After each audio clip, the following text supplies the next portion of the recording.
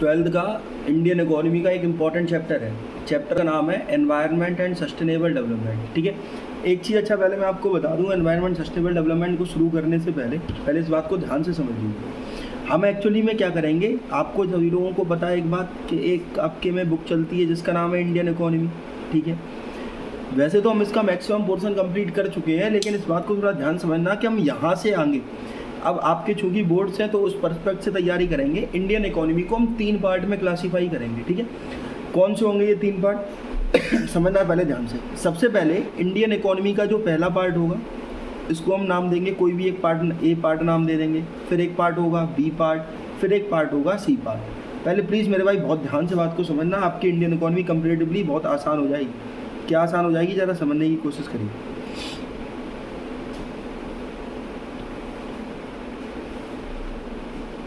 अब इन 3 पार्ट में हम क्या करेंगे समझना। सबसे पहले वाले पार्ट में अब वो सारे कॉन्सेप्ट या वो सारे चैप्टर पढ़ोगे जिन चैप्टर्स को आप कहोगे ये कॉन्सेप्ट के बेसिस पर ज़्यादा चैप्टर है। ठीक है, दूसरे राउंड में आप जो चैप्टर्स पढ़ोगे उनको आप बोलोगे ये फैक्चुअल कंटेंट वाले चैप्टर हैं जहाँ पर आपको फैक्ट बहुत सारे मिलेंगे। और तीसरे में मात्र एक चैप्टर पढ़ोगे जिसका डिस्कशन हम एंड में करेंगे जरूर, लेकिन आप पूरी इंडियन इकोनॉमी को इस हिस्से में डिवाइड करोगे। हमने ये टारगेट बनाया है कि हम सबसे पहले इस वाले पोर्शन को कंप्लीट करेंगे एकदम बेहतरीन तरीके से। तो सबसे पहले मेरे साथ में आप सभी लोग इस फैक्चुअल पोर्शन को कंप्लीट करेंगे। ठीक है, अब इस फैक्चुअल पोर्शन के अंदर हम लोग क्या करेंगे, एक सबसे बड़े चैप्टर को या सबसे इंपॉर्टेंट चैप्टर को कंप्लीट करेंगे जिस चैप्टर में ये कंफर्म मान के चलिए कि आपको एक क्वेश्चन मिलने वाला है। या तो ये क्वेश्चन मिलेगा आपको 3 नंबर में जहाँ तक मैं समझ रहा हूँ, अदरवाइज आपको यहाँ से केस स्टडी वगैरह मिलेगी। ओवरऑल मार्क्स को साइड में रखिए, लेकिन इस चीज़ का थोड़ा ध्यान रखिएगा कि इस चैप्टर से आपको एक क्वेश्चन 100% मिलेगा और क्वेश्चन को तोड़ने का जो एक ही फॉर्मूला है उसको हम बेस बोलेंगे। चैप्टर का नाम देख लीजिए ध्यान से, चैप्टर का नाम है एनवायरनमेंट एंड सस्टेनेबल डेवलपमेंट। ठीक है, क्या नाम है, एनवायरनमेंट एंड सस्टेनेबल डेवलपमेंट। बिल्कुल बेसिक से बिल्कुल आराम से कंफर्टेबल हो जाइए और मेरी बात मान के चले कि आप एक कॉपी और पेन को साथ में लेके चलें। जो भी मैं यहाँ पर आपको पढ़ाऊंगा उसके रफ नोट्स प्लीज़ बनाइएगा, आपके लिए बड़े काम के होंगे। ठीक है, ध्यान से अब सुनिए। सबसे पहले एनवायरनमेंट सस्टेनेबल डेवलपमेंट चैप्टर को शुरू करने के लिए हम एक छोटी सी थ्योरी पढ़ेंगे। थ्योरी या फिर हम छोटा सा एक बेस बनाएंगे, इस बेस को ध्यान सुनिए। आप कहोगे सर एनवायरनमेंट सस्टेनेबल डेवलपमेंट तो हम समझ लेंगे, लेकिन पहले ये बताइए कि इस वर्ड का क्या मतलब होता है जिस वर्ड को हम बोलेंगे एनवायरनमेंट। समझना पहले मेरे भाई ध्यान से, मैं आपसे क्या कह रहा हूँ, एक वर्ड है जिस वर्ड को हम बोलते हैं एनवायरनमेंट। आप बस ये बताइए इस एनवायरनमेंट वर्ड का मतलब क्या होता है। हम कहेंगे चलिए बड़े ध्यान से इस बात को आप समझिएगा, एनवायरनमेंट का क्या मतलब होता है। चलिए आप बताइए, अच्छा कॉमन सेंस एनवायरनमेंट आपको क्या लगता है, क्या मतलब होगा एनवायरनमेंट का। बिल्कुल कंफर्टेबल हो जाइए, फ्री तरीके से पढ़िएगा, बताइए एनवायरनमेंट का क्या मतलब है, आपको क्या लगता है।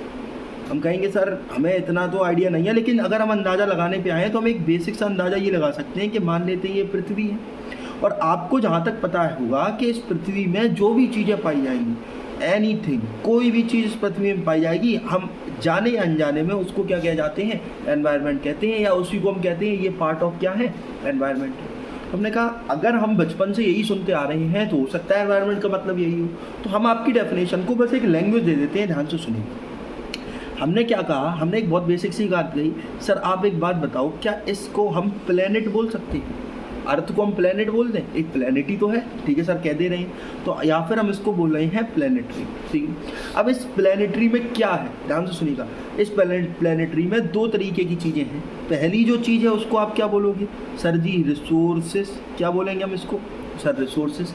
और दूसरी चीज़ वो क्या है सर, जो लोग यहाँ पर रहते हैं, इनहेरिटेंस। ध्यान सुनिएगा, जो भी लोग रहते हो, चाहे पेड़ रहते हो, चाहे जानवर रहते हो, चाहे कीड़े मकोड़े रहते हो, है ना, चाहे ह्यूमन बींग्स रहते हो, कोई भी चीज़, उनको हम क्या बोलेंगे, इनहेरिटेंस। तो यानी प्लेनेट में जो भी रिसोर्स अवेलेबल है और जो भी इनहेरिटेंस अवेलेबल है, उन सारी चीज़ों को मिलाओगे तो जो चीज़ बनेगी उसको आप नाम दोगे मेरे भाई क्या, एनवायरनमेंट। सिंपल है, बिल्कुल सिंपल है ना। तो आप क्या कहोगे मेरे भाई, ध्यान से सुनना, आप कहोगे कि सर एनवायरनमेंट, प्लीज़ ध्यान सुनिएगा, आप कहोगे sir environment can be defined, ध्यान सुनिएगा, can be defined as the, अब जितने भी रिसोर्सेज हैं तो हम क्या कहेंगे, totality of all the resources. देखिए अंग्रेजी में बात लिख रहे हैं लेकिन बात वही है, क्या, totality of all the resources and, और सुनिए ध्यान से, एंड और दूसरी चीज़ क्या थी, एंड टोटल इनहेरिटेंस, क्या बोलूँगा मैं, टोटल इनहेरिटेंस, इसी चीज़ को हम क्या बोलते हैं, एनवायरनमेंट बोलते हैं। आगे बात समझ में इतनी, तो बहुत इजी डेफिनेशन है, बिल्कुल हमने शुरुआत कर दी है स्लो तरीके से, इस चीज़ को ध्यान रखिएगा। सबसे पहले एनवायरनमेंट, तो हमने कहा एक नंबर में क्वेश्चन आया व्हाट इज़ एनवायरनमेंट, लिख देंगे, बहुत आसान सर। इस पृथ्वी पर, इस प्लेनेट पर जितने भी रिसोर्सेज हैं, चाहे आयरन हो, बॉक्साइट हो, कोई भी चीज़ हो, पानी हो, जो भी रिसोर्सेज हैं और जो भी यहाँ पर इनहेरिटेंस है उनको मिला दो तो बनेगा क्या, एनवायरनमेंट। आगे बात समझ में, आगे सर। लेकिन एक बात याद रखिएगा, मैं आपको एक चीज़ बताता हूँ, ध्यान सुनिएगा सर। इस एनवायरनमेंट के कुछ कंपोनेंट हैं, अगर मैं इस पूरे एनवायरनमेंट को देखूं तो इसमें कंपोनेंट हैं सर। कितने कंपोनेंट हैं भाई साहब, 2 कंपोनेंट हैं। यानी इस पृथ्वी पर 2 ही तरीके की चीज़ें पाई जाती हैं। आपने कहा सर याद आ गया, पहले का नाम था रिसोर्स और दूसरे का नाम था इनहेरिटेंस। हमने कहा भाई थोड़ा ध्यान से सुनिए, पेशेंस रखिए। कॉपी में आपने फ्लो चार्ट बना लिया, अब जरा देखना इसमें क्या भरोगे। आप कहोगे सर या तो इस पृथ्वी पर हमें जीवित चीज़ मिलेगी, जीवित मतलब लिविंग चीज़ मिलेगी, या तो इस पृथ्वी पर आपको नॉन लिविंग चीज़ें मिलेंगी। प्लीज़ समझिएगा ध्यान से, या तो इस पृथ्वी पर आपको लिविंग चीज़ मिलेगी या तो नॉन लिविंग। मैं कहूँगा सर इस पृथ्वी में क्या मिलेगा, कोई भी चीज़ उठाइए आप। हम कहेंगे सर हमें मिलेंगे, कोई भी एक नाम ले लीजिए, मुझे मिलूँगा मैं खुद, मुझे मिलेंगे कोई और ह्यूमंस, ये क्या है, लिविंग। एनिमल मिल गए, क्या है, लिविंग। बर्ड्स मिल गई, क्या है, लिविंग। इंसेक्ट्स मिल गए, क्या है, लिविंग। मच्छर मिल गया, क्या है, लिविंग। लेकिन अगर मैं कहूँ क्या इस पृथ्वी में पत्थर मिलेंगे, मिलेंगे। क्या इस पृथ्वी में पानी मिलेंगे, मिलेंगे। क्या इस पृथ्वी में आयरन मिलेगा, मिलेगा। क्या इस पृथ्वी में माउंटेन्स मिलेंगे, मिलेंगे। यानी इस पृथ्वी में या तो आपको लिविंग चीज़ मिलेगी या नॉन लिविंग। वरना खेल बहुत आसान है, बस एक चीज़ समझ लेना, जब जब इस पृथ्वी में आपको लिविंग चीज़ मिलेगी इसको आप नाम दोगे बायोटिक। बहुत आसान सी बात कह रहा हूँ, क्या मिलोगे, बायोटिक। और जब जब इस पृथ्वी पे चीज़ मिलेगी नॉन लिविंग, इसको आप नाम दोगे अबायोटिक। क्या नाम दोगे आप, अबायोटिक। सिंपल है ना भाई, खेल समझ में आ रहा है सभी को क्या। तो हमने कहा सर बायोटिक एलिमेंट का मतलब क्या है, आप कहोगे बहुत आसान है सर, इस पृथ्वी पर जो भी लिविंग चीज़ है उन सारी चीज़ों को आप क्या बोलोगे, बायोटिक। तो biotic elements can simply be defined as the living elements of the planet और अर्थ। और abiotic elements can be defined as the those elements which are non living in nature available in the earth। यानी पृथ्वी पर available है लेकिन living नहीं है तो abiotic हो गई। पृथ्वी पर अवेलेबल है और लिविंग है तो क्या हो गई, बायोटिक। आगे बात समझ में। अब जरा ध्यान से सुनना, ये दोनों बातें अगर आपको समझ में आ गई तो मेरे ख्याल से आपने 2 सवाल तोड़े। व्हाट इज एनवायरनमेंट समझ में आ गई, environment can simply be defined as the totality of all resources and total inheritance, बिल्कुल क्लियर। अब दूसरी बात, कितने कंपोनेंट हैं भाई साहब, 2, एक का नाम है बायोटिक और दूसरे का नाम है अबायोटिक। पहचान, biotic means living, abiotic means non. Clear है इतनी बात, चलिए इतनी बात तो समझ में आ गई। लेकिन आप कहोगे सर ठीक है ये सारी बातें इट्स ओके, समझ में आ रही सारी बातें, लेकिन एक बात बताइए, इतनी ज़रूरी एनवायरनमेंट कौन सी चीज़ हो गई कि आपको पूरा एक चैप्टर दे दिया गया एनसीईआरटी का, वो भी 12th क्लास जैसे इंपॉर्टेंट क्लास में। हमने कहा सर ज़रूरी तो है, तो भाई सवाल अगर बनाने पे ही आ जाएं तो सवाल तो ये भी बन सकता है। क्या बन सकता है सर, क्या इतना ज़रूरी है एनवायरनमेंट, ऐसे क्या काम करता है, क्या फंक्शन परफॉर्म करता है जिसके चक्कर में हमें ये चैप्टर दिया जा रहा है। बहुत आसान बात है, लेकिन इस बात को मैं चाहता हूँ हम लोग मिलके कॉमन सेंस से तोड़ें रेदर देन बुक्स की डेफिनेशंस के अकॉर्डिंग। कैसे तोड़ेंगे, चलिए आप इमेजिन करिए एनवायरनमेंट, आप समझ तो गए हो ना। अब इमेजिन करो एनवायरनमेंट क्या था। आप कहोगे सर एनवायरनमेंट का मतलब हुआ कि जितने भी रिसोर्सेज हैं, ठीक है, और जितने भी क्या बोलते हैं आपने कहा इनहेरिटेंस है, ठीक है सर। तो यानी मैं आपसे ये कह सकता हूँ कि सर इनहेरिटेंस, बोर्ड देखते रहिए एक मिनट, मैं आपसे कहूँ अगर इनहेरिटेंस, ठीक है सर, और रिसोर्सेज इनको मिला दो तो क्या तैयार होगा। आपने कहा सर अभी तो मतलब बताया आपने एनवायरनमेंट, यानी एनवायरनमेंट का मतलब सर ये वाला गोला तैयार होगा। सर कौन सा गोला, सर वही पृथ्वी वाला गोला। हाँ सर बिल्कुल यही तैयार होना चाहिए। अब इस पृथ्वी को अब आपसे ये पूछ रहे हैं कि सर इसके फंक्शन क्या हैं। बहुत आसान बात समझना, आपसे यही तो पूछ रहे हैं इसके फंक्शन क्या है, यानी ये गोला क्या काम करेगा, हम जिस पृथ्वी पर रह रहे हैं वो क्या काम करती है। सर ये बात तो आसान होनी चाहिए। आसान होनी क्या चाहिए सर, आसानी है, आप समझ नहीं पा रहे हो, लेकिन मेरे ख्याल से आप समझोगे। फंक्शंस मैं लिख रहा हूँ, रटने की आवश्यकता नहीं है, कॉमन सेंस लगाओगे टूटेंगे सारे फंक्शंस। कैसे टूटेंगे जरा ध्यान से। हम कहेंगे सबसे पहली बात बताइए क्या करेंगे। सर सबसे बेसिक मुद्दा, पृथ्वी हमें क्या देती है। आप कहोगे सर पृथ्वी हमें पानी देती है, बिल्कुल सही बात। पृथ्वी हमें सनलाइट देती है, बिल्कुल सही बात। पृथ्वी हमें हवा देती है, सही बात है। इनके बिना आप जिंदा रह लेंगे क्या, नहीं। तो सबसे बेसिक फंक्शन तो यही है सर, इट सस्टेन, ध्यान से सुनिएगा, इट सस्टेन लाइफ। ये क्या चीज़ सस्टेन रखते हैं सर? ये हमें जिंदा रखने में मदद करती हैं, ये सारी चीज़ें प्रोवाइड करके। पॉइंट है सर, समझ में आ गया समझ में? दिमाग खुला? अगर इतना अच्छा दिमाग खुला तो अगला पॉइंट सर्च करो क्या है, दिमाग लगाओ, कॉमन सेंस में जाओ। बहुत सही बात है। क्या? ध्यान सुनना। अब हमें जिंदा रखने में एक तरफ मदद करते हैं, दूसरी तरफ एक चीज़ याद रखना कि यही चीज़, ये जो अर्थ है, ये हमें प्रोडक्शन के लिए सर रिसोर्सेज प्रोवाइड करती हैं। क्या प्रोवाइड करते हैं? रिसोर्सेज प्रोवाइड करते हैं। अच्छा, कैसे रिसोर्सेज आप बताइए? आप कपड़ा पहनते हैं, कॉटन कहाँ से मिलेगा सर? पृथ्वी से। अच्छा, आप घर बनवाते हैं, सरिया कहाँ से आएगी सर? पृथ्वी से, आयरन ओर। अच्छा, आप वायर यूज़ करते हैं, कॉपर कहाँ से आएगा सर? पृथ्वी से। यानी कि जितने भी प्रोडक्शन हो रहे हैं, इसके लिए जो चीज़ प्रोवाइड होती है, जो रॉ मटेरियल लगता है, वो कहाँ से आएगा सर? पृथ्वी से। दूसरा फंक्शन बिल्कुल क्लियर। क्या मेरे भाई एक बात याद रख लोगे? चलिए मैं आपको एंड में बताता हूँ, अभी ये दो बातें आपको समझ में आ गई। चलिए बहुत बढ़िया। एक चीज़ और दिमाग में रखनी पड़ेगी आपको सर, रख लेंगे क्या? बात ध्यान से समझने का, आसान बात है। क्या मैं आपसे कहूँगा, ध्यान सुनो। चलिए मैं आपको एक बात बताता हूँ, एक एग्जांपल समझिए। सपोज दैट कि आपने क्या किया, एक छोटा सा काम किया आपने, मान लेते हैं किसी चीज़ का प्रोडक्शन किया, ठीक है सर। सपोज दैट मान लीजिए आपने प्रोडक्शन भी छोड़िया, आपने बिस्किट खाया, ठीक है। आपने क्या किया? बिस्किट खाया, बिस्किट को आपने कंज्यूम किया। नॉर्मल प्रोसेस है, हम डे बाई डे कुछ ना कुछ कंज्यूम करते हैं। अब आपने जब बिस्किट फाड़ा तो उस बिस्किट में एक प्लास्टिक निकली होगी, एक पन्नी, एक रैपर, जिसमें आपने बिस्किट को, जिससे आपने निकाल के बिस्किट को खाया, उस रैपर को आपने फेंक दिया। अब आप बताइए उस रैपर का क्या होगा? आप कहोगे सर उसको हम ऐसे ही फेंक देंगे। लेकिन सपोज दैट अगर अर्थ ना हो तो आप उस रैपर को जब इकट्ठा करेंगे तो हो सकता है आपका घर कम पड़ जाए। यानी आप इस बात को समझ रहे हो मैं क्या कह रहा हूँ?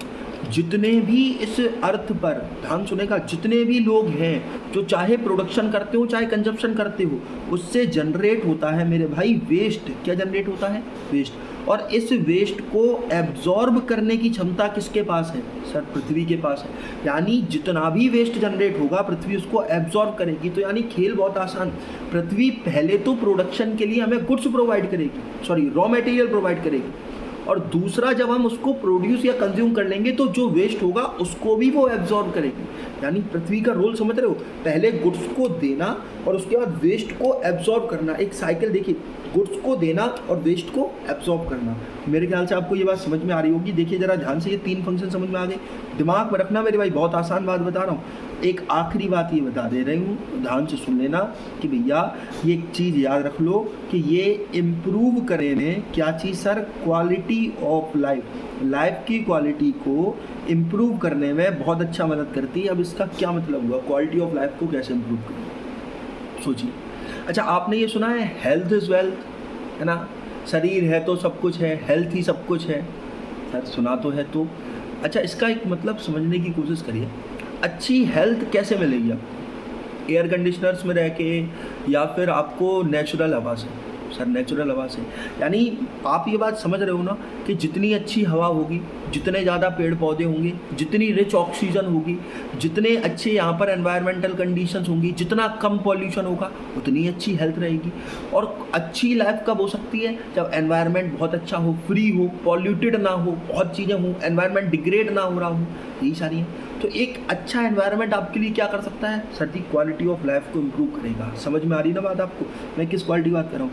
अगर मेरे भाई 3 नंबर में क्वेश्चन बन जाए, सुनना बहुत ध्यान से, अगर मेरे भाई 3 नंबर में आपसे कोई क्वेश्चन पूछे, सर ये क्वेश्चन पूछा जाए, what are the functions performed by, question सुनो ध्यान से, अगर आपसे 3 नंबर में एक बेसिक सा क्वेश्चन पूछा जाए, sir what are the, board पे देखिए, सॉरी स्क्रीन पे देखिए ध्यान से, what are the functions of environment. सवाल क्या है? What are the functions of environment. तो आंसर क्या निकलेगा सर जी? 4 पॉइंट हैं। बिल्कुल क्लियर बात है, अब कंफ्यूज नहीं होंगे। क्या कंफ्यूज नहीं होंगे? इन 4 पॉइंट में आंसर फ्रेम करना है। आंसर फ्रेम कर लेंगे। पहला पॉइंट है लाइफ को सस्टेन करेंगे, दूसरा पॉइंट है वेस्ट को एब्जॉर्ब करेंगे, तीसरा प्रोडक्शन, और चौथा improve the quality of life. कोई दिक्कत यहाँ तक? कोई दिक्कत नहीं है? बहुत बढ़िया, बेहतरीन काम कर रहे हो आप लोग। मकसूद भाई आप बहुत बढ़िया काम करके, ध्यान से सुनिएगा, थोड़े आगे की बात करते हैं, ठीक है। अगर आपको यहाँ तक का मुद्दा समझ में आया तो एक बार ज़रा इस चीज़ को देखिए ध्यान से। हमने कितने सवालों को सॉल्व किया? पहली बात हमने सॉल्व करी, एनवायरनमेंट में फ्लो चार्ट बनाते हैं, पहली बात जो हमने सॉल्व करी वो क्या है, what is the meaning of environment. दूसरा हमने क्या किया, बोलिए भाई, दूसरा what are the components of environment, बहुत बढ़िया।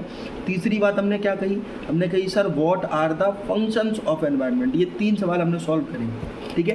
टाइम मत देखिए, आप बस कॉन्सेप्ट पे ध्यान दीजिए, चैप्टर को सिर्फ निकालना नहीं है, ऐसे करके जाना है कि दिमाग में सेव हो जाए। समझ में आ रही ना बात, जरा ध्यान सुनिएगा। मीनिंग, कंपोनेंट और फंक्शन, 3 बातों पे हमने डील किया। इन 3 बातों में से किसी में कोई दिक्कत हो तो बताइए, कैसी भी दिक्कत आपको लग रही है? कोई दिक्कत नहीं है, पक्का? चलिए आगे बढ़ते हैं, ध्यान सुनिए।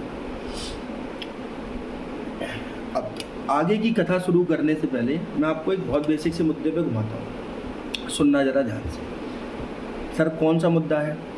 चलिए एक काम करते हैं, थ्योरी समझने की कोशिश करते हैं, जस्ट फॉर फन के हिसाब से देखें, है ना। मज़े मज़े में थ्योरी समझते हैं, लेकिन याद रखना कुछ भी मज़े में नहीं है, कॉन्सेप्ट निकलेगा यहीं से। क्या है, ज़रा एक बार समझने की कोशिश करिए। मान लेते हैं सर ये पृथ्वी है, हाँ सर है पृथ्वी, इसी पृथ्वी पर एनवायरनमेंट है, अभी आपने देखा, बिल्कुल सही बात है सर। तो जब मैं आपसे कह रहा हूँ कि सर ये पृथ्वी है, तो एक बात बताओ ज़रा ध्यान से, इस पृथ्वी को ज़रा गौर से देखो। सर कितना गौर से? आप बस देखो, मैं बता दूंगा, ध्यान से सुनिएगा। सबसे पहले मैं आपसे कहूँ, इस पृथ्वी के 2 इंपॉर्टेंट काम बताइए क्या है। मैंने कहा सर अभी तो हमने 4 काम पढ़े हैं। नहीं सर, मेन काम बताइए, इंपॉर्टेंट वाली।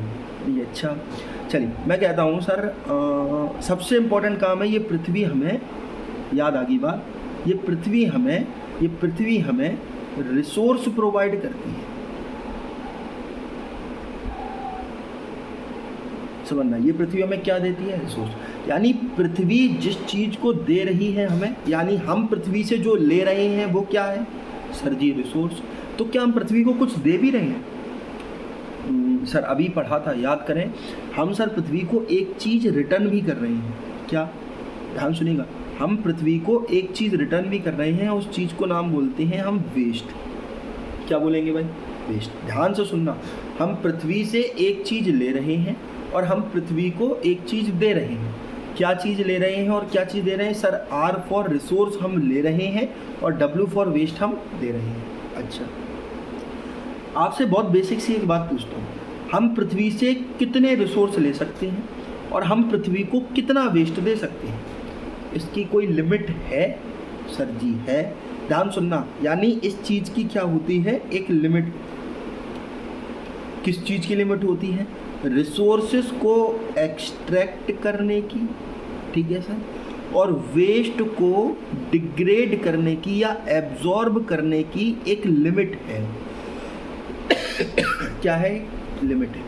अच्छा सर, यानी कि मान लेते हैं हमने कोई रिसोर्स निकाला, हम पृथ्वी ने रिसोर्स बनाया, हमने उसको एक्सट्रैक्ट किया, लेकिन रिसोर्स जिस स्पीड से बना, अगर हम उससे ज़्यादा तेज़ी से निकाल लें फिर तो सर की दिक्कत है, लेकिन अगर कम से निकालें तो कोई दिक्कत नहीं है। बात इतनी समझ में आ रही है नहीं आ रही? समझने की कोशिश करिएगा, कोई दिक्कत यहाँ तक कन्फर्म? अब ज़रा ध्यान दीजिए, मैं आपसे बस एक चीज़ कह रहा हूँ, ज़रा समझना ध्यान से। यानी सर पृथ्वी ने तो अपनी एक लिमिट सेट कर दी कि सर इससे ज़्यादा हम वेस्ट को एब्जॉर्ब नहीं कर सकते और इससे ज़्यादा हम रिसोर्सेज आपको दे नहीं सकते। ठीक है सर, ये बात समझ में आ गई।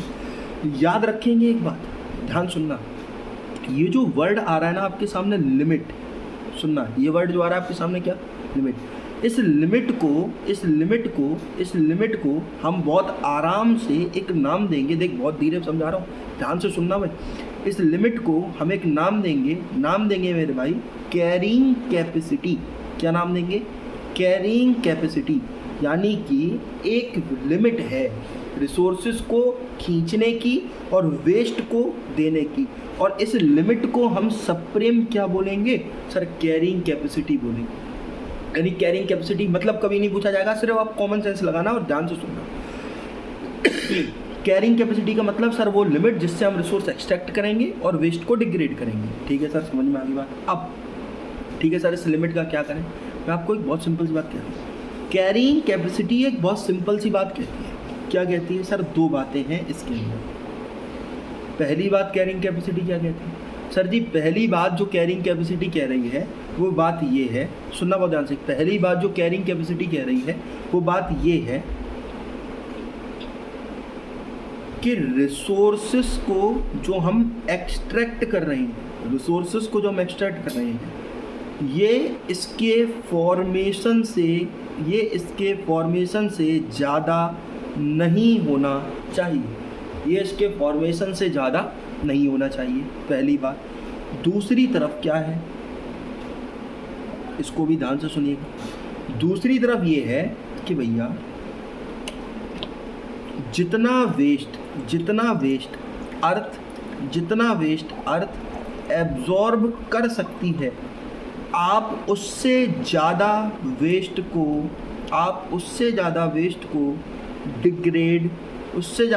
को डिग्रेड नहीं करेंगे। यानी कि बात समझ में आ रही है। जैसे आप मान के चलिए, पृथ्वी ने पानी बनाया 10 लीटर, या फिर पृथ्वी ने ग्राउंड वाटर को रिचार्ज किया 10 लीटर तक, और दूसरी तरफ आपने एक्सट्रैक्ट कर लिया 50 लीटर, तो आपको नहीं लगता रिसोर्सेज की कमी आने वाली है? सर बिल्कुल आने वाली तो है। ऐसे समझिए, आपने कमाए 10 रुपये, खर्चा आपका 50 रुपये है, तो आप पे कमी आ जाएगी। ऐसे ही पृथ्वी ने रिसोर्सेज बनाए 10 यूनिट और आपने एक्सट्रैक्ट कर ली 50 यूनिट, तो दिक्कत आएगी।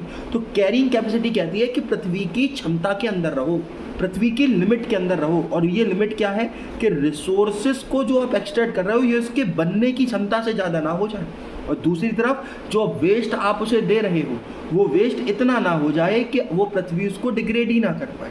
तो आप कहोगे अगर सर ये दोनों वादे हम ना माने तो, क्योंकि हम इटावा से बिलोंग करते हैं, हम नहीं मानेंगे वादे।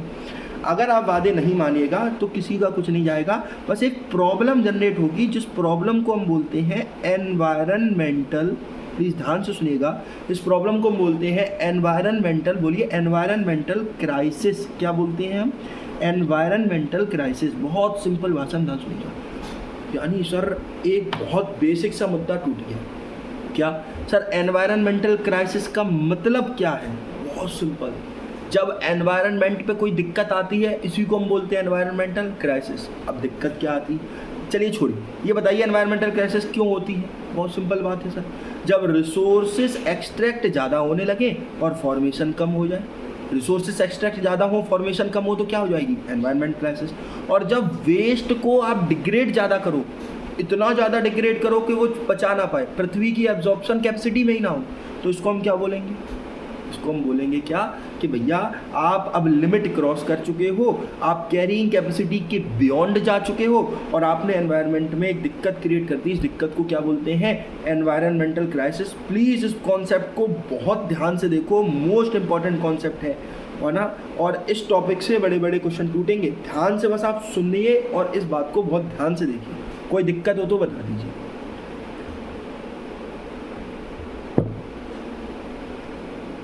कोई दिक्कत यहाँ तक? कंफर्म कोई दिक्कत नहीं है? पक्का 100%?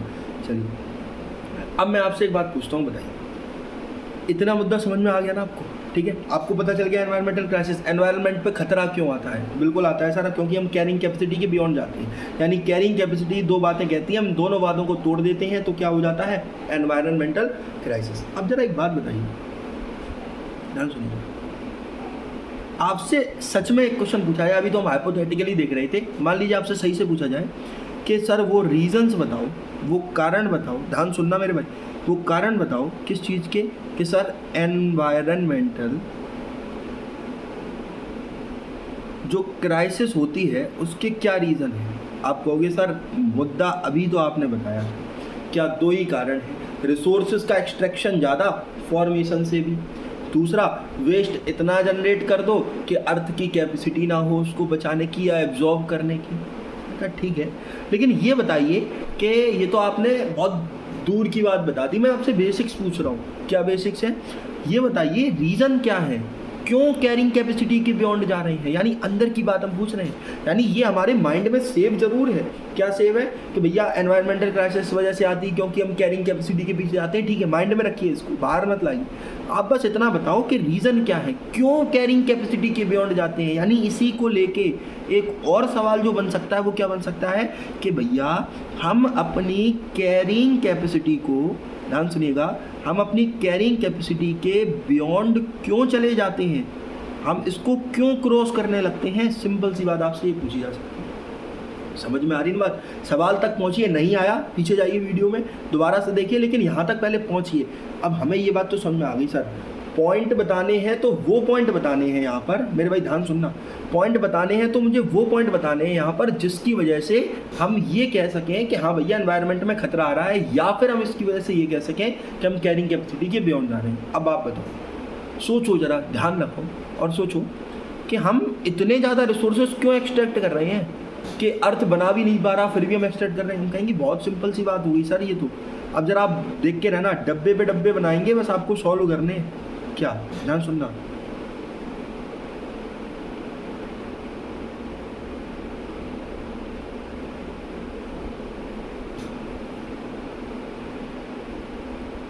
ध्यान से सुनना भाई मेरे, ठीक है।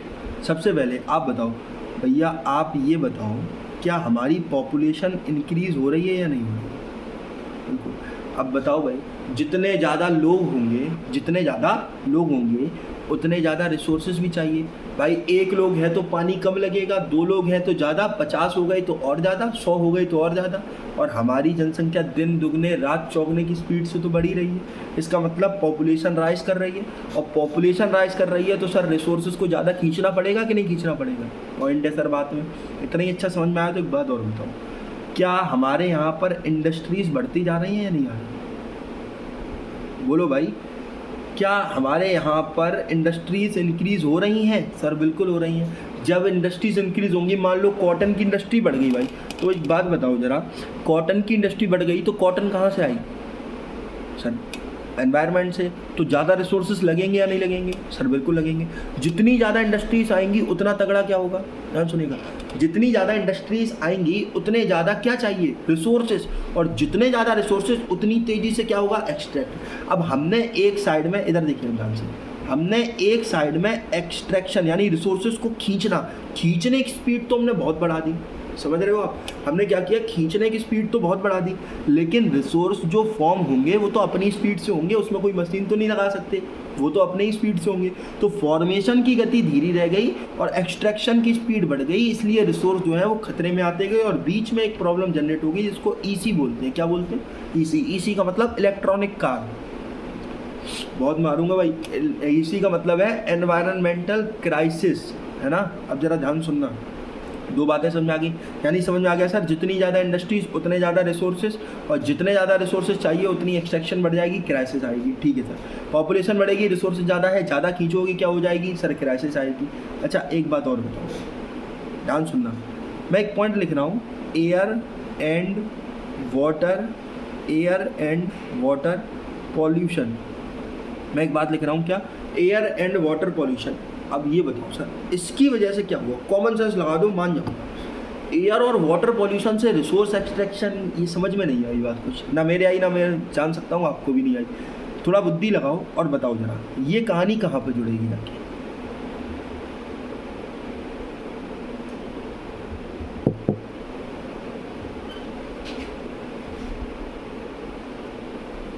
सोचो भाई, ध्यान से सुनना। Air and water pollution, sir ji एक ही पॉइंट थोड़ी था कैपेसिटी के बियॉन्ड जाने का। याद करो अगर, तो हमारे पास 2 पॉइंट थे। एक्सट्रैक्शन तो एक पॉइंट था, लेकिन एक पॉइंट ये भी तो था जिसको आप वेस्ट बोल रहे थे। वेस्ट जब ज़्यादा जनरेट होगा और इतना ज़्यादा होगा कि उसको अर्थ एब्जॉर्ब ना कर पाए, तो भी तो कैरिंग कैपेसिटी टूटेगी, तो भी तो एनवायरनमेंट क्राइसिस आएगी, हाँ के ना भाई? अब ज़रा ध्यान सुनना, एक बात बताओ भाई, जब यहाँ पर एनवायरमेंटल पॉल्यूशन हुआ, जब यहाँ पर एयर और वाटर पॉल्यूशन हुआ, इसका सिंपल सा मतलब क्या है? बहुत सिंपल सा मतलब है सर जी, मतलब इसका ये हुआ कि सर जी एयर और वाटर पॉल्यूशन हो रहे हैं। अब जब एयर और वाटर पॉल्यूशन हो गए तो आप बताओ, सुनना बहुत ध्यान से, क्या यहाँ पर जो रिसोर्स हैं उसकी एबिलिटी कम हुई? बताओ, क्या यहाँ पर जो अर्थ है उसकी एबिलिटी डिक्रीज हो रही है या नहीं हो रही? आपको सर बुखार आ जाएगा तो उतनी क्षमता से काम कर लोगे, है ना। तो पृथ्वी में अगर एयर और वाटर पॉल्यूशन है तो इसका मतलब पृथ्वी भी बुखार है, और पृथ्वी को बुखार है तो सर क्या क्षमता सेम रहेगी? नहीं सर। अब एबिलिटी कम हुई तो सीधी सी बात है, पहले पृथ्वी की क्षमता थी ज़्यादा वेस्ट को क्या करने की, एब्जॉर्ब करने की, लेकिन चूंकि पृथ्वी में इतने तगड़े तगड़े बुखार चढ़ा दिया आपने, तो क्या आप उसी कैपेसिटी से काम कर पाएगी? नहीं कर पाएगी। तो यानी पृथ्वी की एबिलिटी गिर गई भाई। इसीलिए वेस्ट जनरेट जो हो रहा है वो पृथ्वी एब्जॉर्ब ही नहीं कर पा रही, और नहीं कर पाएगी तो क्या होगा भाई? Environmental crisis. सिंपल, समझ में आ गई। चौथी बात बताइए, अब आप बताते जाइए सर, बुद्धि आप लगाएंगे, ध्यान सुनना। मैं तो बस बेसिक से पॉइंट बता रहा हूँ आपको। आपकी बुद्धि जितनी अच्छी काम करेगी खेल उतना अच्छा होगा। डिफॉरेस्टेशन, जितने पेड़ काटोगे उतनी एनवायरमेंटल क्राइसिस आएगी, बेसिक सी बात है, बचपन से हम लोग पढ़ते आ रहे हैं। ध्यान से सुनिए। एक आखिरी बात और चाहता हूँ आपसे कि ये भी आपको आनी चाहिए, पांचवा और लास्ट पॉइंट। क्या? ध्यान सुनना, मोस्ट इंपॉर्टेंट पॉइंट के अंदर डालूंगा इस पॉइंट को, जरा ध्यान से सुनिएगा। एक आखिरी बात है, इसको हम बोलेंगे reversal of demand and supply of, बोलिए, रिसोर्सेस। ठीक है, यहाँ पे कहेंगे रिसोर्सेस की जो डिमांड एंड सप्लाई है उसके क्या हुए हैं भाई? Reversal of demand. आप कहोगे अब पक्का सर ये वाला पॉइंट नहीं आया समझ में, तो कहूँगा कोई दिक्कत नहीं बाबू, ध्यान से आप सुनो बस।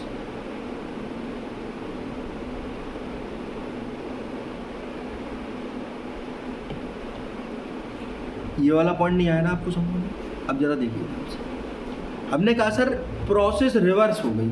अच्छा, तो यानी दो कंडीशन की बात हो रही है? नहीं। हाँ सर, कौन सी है वो दो कंडीशन? अरे आसान सी बात है, क्या है? देखो, सबसे पहले मैं यहाँ पर लिखता हूँ पास्ट, यानी पुराने समय की बात, और यहाँ पर लिखता हूँ मैं प्रेजेंट। प्रेजेंट का मतलब क्या है? आज के समय की बात। ठीक है सर। देखो, पुराने समय में क्या होता था? पुराने समय में डिमांड, किस चीज़ की डिमांड? अब ये ना बताना पड़े भाई, रिसोर्सेज की डिमांड। प्लीज़ कंसंट्रेट हो जाओ भाई, ध्यान से सुनना। रिसोर्सेज की डिमांड, ठीक है, और सप्लाई किसकी? सर सेम, रिसोर्सेज की सप्लाई। पहले के समय में जो रिसोर्सेज की डिमांड थी वो कम रहती थी और उसकी सप्लाई जो थी वो ज़्यादा। अब आप सोचो, एनवायरनमेंट में मेरे भाई इतना अवेलेबल है, एनवायरनमेंट में मेरे भाई इतना अवेलेबल है, इतना अवेलेबल है कि लोग उसको मांग नहीं रहे हैं। यानी 50 अवेलेबल है तो लोग 5 मांग रहे हैं। तो बताइए क्या एनवायरनमेंट में कोई दिक्कत है? क्या इसी जैसी सिचुएशन है? नहीं। अब आज के टाइम में देखिए, आज के टाइम में सर खेल पूरा यही है, ध्यान सुनना भाई। आज के टाइम में मेरे भाई खेल पूरा का पूरा यही है, बस ये रिवर्सल हुआ है। रिवर्सल का मतलब है इनको उल्टा कर दो। सर डिमांड गई है ज़्यादा और सप्लाई क्या हो गई है? कम। यानी कि आज के टाइम क्या है? अवेलेबल 5 है और मांग 50 रहे हैं, और पहले क्या था? अवेलेबल 50 था और मांग 5 रही है। अब आप खुद समझ सकते हो सर दिक्कत कहाँ आएगी। सर दिक्कत यही ना आएगी। क्यों आएगी? सर एनवायरनमेंट में जितना है नहीं हम उससे ज़्यादा एक्सट्रैक्ट करने की कोशिश कर रहे हैं। इट मीन्स आप ईसी की सिचुएशन क्रिएट कर रहे हो, और ईसी का मतलब फिर से क्या हुआ? इलेक्ट्रॉनिक कार, है ना? सही है, यही लिख के आना हुआ। ध्यान सुनना, मैं आपसे क्या कह रहा हूँ कि यहाँ पर इस वजह दिक्कत आई, इसीलिए तो ये कहा जाता है मेरे भाई कि ये एक रीज़न है, रिवर्स हो गई डिमांड और सप्लाई। ये एक रीज़न है किस चीज़ का? एनवायरनमेंटल क्राइसिस का। ठीक है, जल्दी से जल्दी ये 5 पॉइंट देख लो, और इनमें से कोई भी पॉइंट ऐसा नहीं होना चाहिए जो आपको समझ में ना आए। ठीक है, अगर नहीं आया पीछे जाइए, वीडियो दोबारा देखिए, कॉल लगाइए, समझिए, पूछिए, लेकिन ये पॉइंट जब तक आपको क्लियर ना हो आगे मत बढ़ना। एक बात याद रखना, क्वेश्चन मिलने वाला है, यहाँ से स्टार बना लेना इस टॉपिक पे। समझ में आ गई बात? चलिए,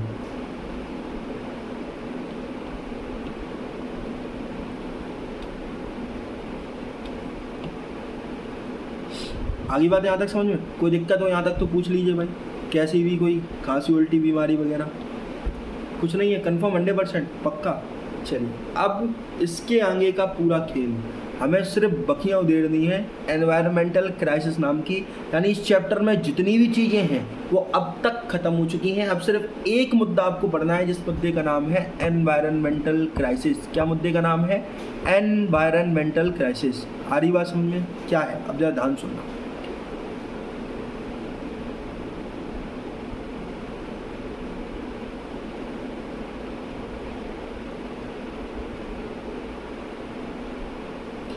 एनवायरमेंटल क्राइसिस इंपॉर्टेंट मुद्दा है। अब इससे आपको सवाल बनेगा, क्या सवाल बनेगा जरा ध्यान से देखिएगा,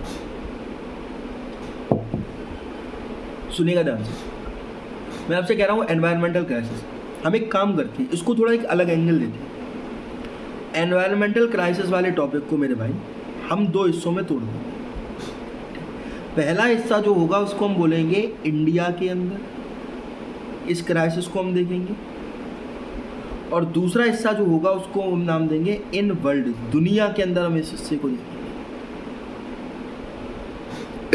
यानी कि एनवायरमेंटल कंडीशन को हम दो हिस्सों में तोड़ेंगे, पहले का नाम इन इंडिया, दूसरे का नाम इन वर्ल्ड। वीडियो को यहीं पर रोक दो और पिछला जो टॉपिक पढ़ाया है उसको एक बार घूम के आओ, समझ के आओ। अगर वो क्लियर ना हो तो यहाँ तक मत आना। भाई समझ में आ रही बात? यहाँ तक आओगे तो आप पीछे का भूल जाओगे। समझ में आ रही? पीछे का कंफर्म करिए, बहुत इजी टॉपिक है, एक बार कंफर्म करिए, उसके बाद यहाँ पर आइए। इसको हम लोग तरीके से उड़ाते हैं कि सर एनवायरमेंटल क्राइसिस को हम दो नज़रिए से पढ़ेंगे, पहला इंडिया में और दूसरा वर्ल्ड में। ठीक है सर,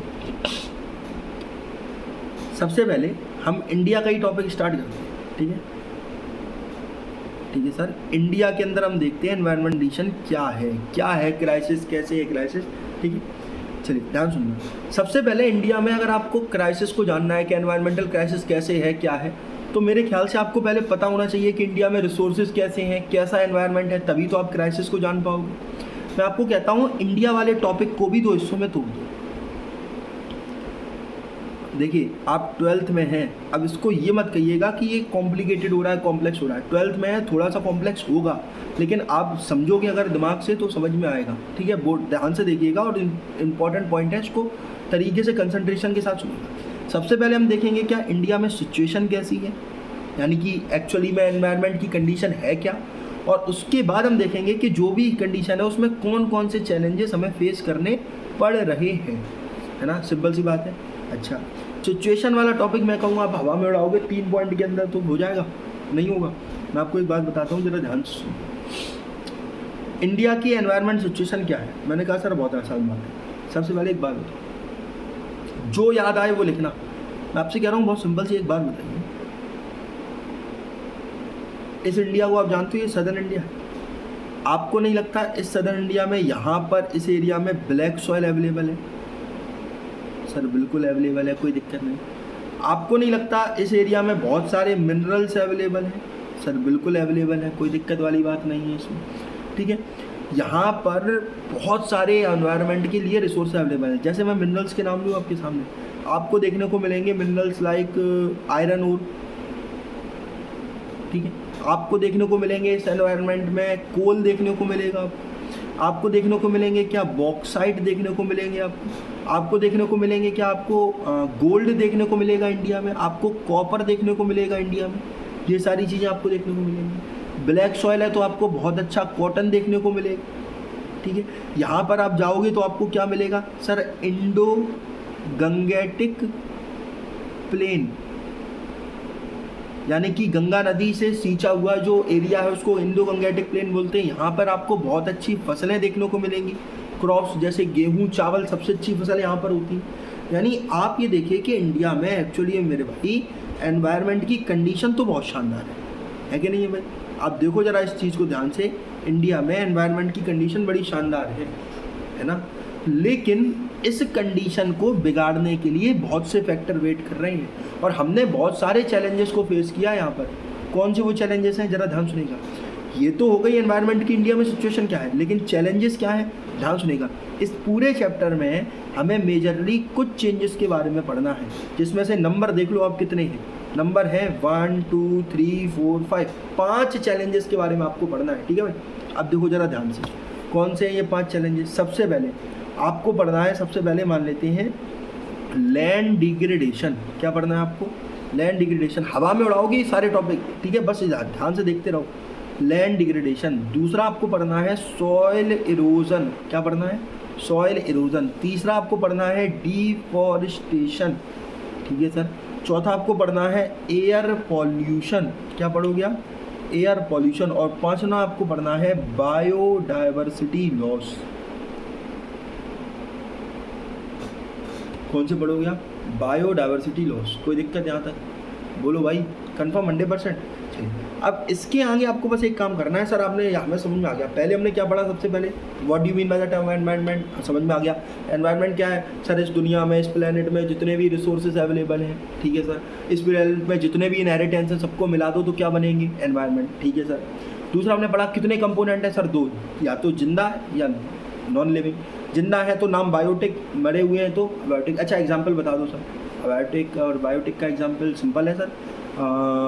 बायोटिक में आप कह सकते हो जिंदा है ना, आप ह्यूमन बींग्स लिख सकते हो, आप प्लांट्स लिख सकते हो, आप एनिमल्स लिख सकते हो। और बायोटिक में क्या लिखो, आप कोल लिखो, बॉक्साइट लिखो, आयरन ओर लिखो, ठीक है, आप वाटर लिखो, आप कुछ भी लिखो, सनलाइट लिखो, आप ये सब क्या है, ये सब है नॉन लिविंग। आगे बात सर। अच्छा सर, उसके बाद फिर हमने क्या पढ़ा, उसके बाद हमने पढ़ा कि सर एक देखो ये कॉम्बिनेशन है, अर्थ के 2 काम है बेसिकली, ठीक है। पहला काम क्या है सर, वेस्ट को एब्जॉर्ब करना। दूसरा क्या है सर, दूसरा इंपॉर्टेंट है कि प्रोडक्शन रिसोर्सेज देना। और 2 काम थे, पहला ऊपर याद करिए, देखिए मैं आपको दिखा रहा हूँ, ध्यान से देखिए, ऊपर याद करिए क्या लिखा था, सस्टेन लाइफ करेगा, इम्प्रूव करेगा क्वालिटी ऑफ लाइफ, ठीक है। यहाँ तक मेरे ख्याल से आपको समझ में अगर आ गया हो तो इस इंडिया वाली सिचुएशन तक पहुँचिए। अब हम आगे बढ़ते हैं। अब हमें क्या करना है, हमें इन पॉइंट्स को बहुत तरीके से एक एक करके उड़ाना है। Land degradation, soil erosion, deforestation, air pollution और बायोडाइवर्सिटी। कोई दिक्कत हो यहाँ तक तो पूछिए, है ना, कोई दिक्कत नहीं आनी चाहिए, ठीक है। वीडियो एक बार फिर देखिएगा, कोई दिक्कत परेशानी हो तो बताइएगा, ठीक है। आगे हम लोग स्टार्ट करते हैं जिसका नाम होगा क्या, लैंड डिग्रेडेशन। कोई दिक्कत कन्फर्म। तो अभी तक इस वीडियो में हम यहाँ तक पढ़ेंगे जिसमें हमने सिर्फ आपका बेस बना है, ठीक है। नेक्स्ट पार्ट में चैप्टर को तरीके से उड़ाएंगे, अभी के लिए इतना ही रखेंगे, लेकिन इस चीज़ को कंफर्म करिएगा, ठीक है। बढ़ते हैं आगे, ध्यान से सुनिए, ठीक है। चलिए